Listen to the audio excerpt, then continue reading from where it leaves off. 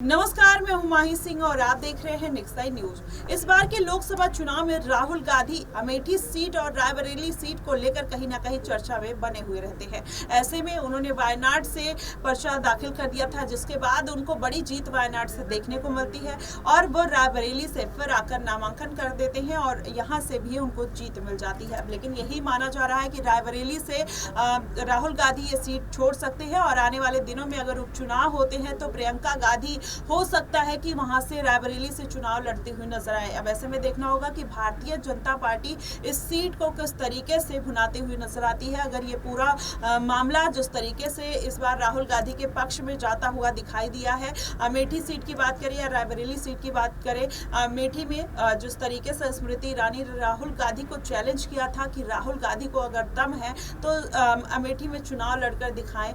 अमेठी में केएल शर्मा को राहुल गांधी मैदान में उतार देते हैं और केएल शर्मा भारी मतों से अमेठी में जीत दर्ज करते हैं। वहीं स्मृति ईरानी की करारी हार देखने को मिलती है। लेकिन वहीं अगर इससे इतर देखा जाए तो रायबरेली में भी किसी को उम्मीद नहीं थी कि राहुल गांधी की जीत हो सकती है, लेकिन राहुल गांधी भारी मतों के साथ कहीं ना कहीं जीत दर्ज कर लेते हैं। लेकिन अभी ये बात निकलकर सामने आ रही है कि अगर राहुल गांधी वहां से रायबरेली की सीट छोड़ देते हैं तो क्या आने वाले दिनों में फिर उनकी पार्टी के लिए बड़ी समस्या खड़ी हो जाएगी। क्योंकि अगर देखा जाए तो जनता ने एक बार फिर से राहुल गांधी के ऊपर भरोसा जताया है, चाहे अमेठी सीट पर हो, चाहे रायबरेली सीट पर हो या अन्य तमाम ऐसी सीटें हैं जहां पर राहुल गांधी को अपनी उम्मीद से ज्यादा इस बार वोट मिले हैं और उनके प्रत्याशी जीते भी हैं। वैसे में अगर राहुल गांधी रायबरेली सीट छोड़कर कोई रिस्क लेना चाहते हैं तो कांग्रेस पार्टी के लिए आने वाले दिनों में बड़ी समस्या खड़ी हो सकती है। वहीं अगर आपको बता दें, इंडिया गठबंधन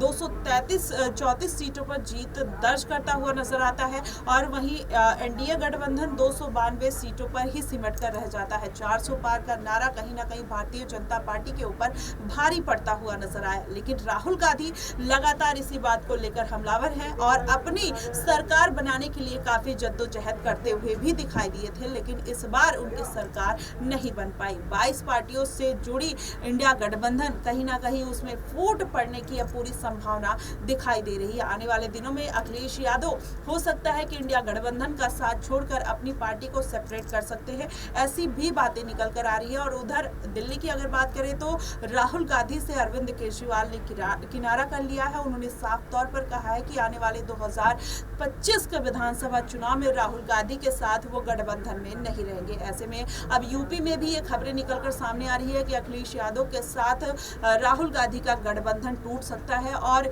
ये पार्टियां आने वाले समय में इंडिविजुअली चुनाव लड़ते हुए भी दिखाई दे सकती हैं। फिलहाल देखना बेहद दिलचस्प होगा कि क्या वाकई में राहुल गांधी रायबरेली सीट से कॉम्प्रोमाइज करेंगे या फिर वायनाड सीट की सदस्यता छोड़ते हुए नजर आएंगे। आपको क्या कुछ लगता है, आप हमें कमेंट बॉक्स में जरूर बताइएगा। फिलहाल के लिए बस इतना ही। देश और दुनिया की तमाम खबरों के लिए हमारे साथ बने रहिएगा नेक्स्ट नाइन न्यूज पर।